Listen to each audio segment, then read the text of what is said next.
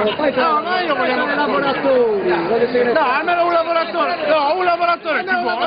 No, uno ci vuole. E che cazzo sta qua? Non mi piace. Fatene mettere un lavoratore. Almeno uno, due, a cazzo io. No, non esiste nemmeno tre. Ma non esiste.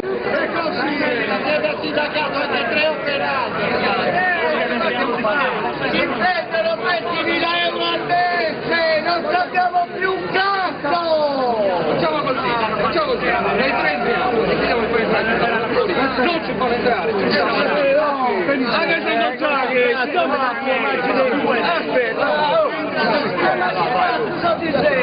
no, ma che non sa che poi uscite voi?